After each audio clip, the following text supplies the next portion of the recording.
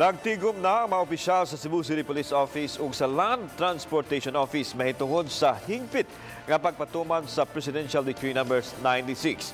Ubos sa mong decree, hingpit nga did-an ang mga dili otorisadong sakinan sa paggamit og blinker, wangwang ug mga police stickers.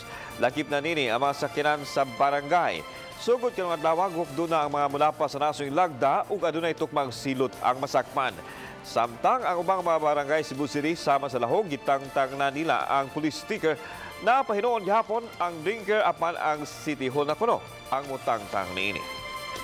Naa sa atong balaod, Sir Lan, nakabutang diri nga only those persons from the Armed Forces of the Philippines, National Bureau of Investigation, Land Transportation Commission, police departments, fire departments, and hospital ambulances lang yun ang pwedeng makagamit ani.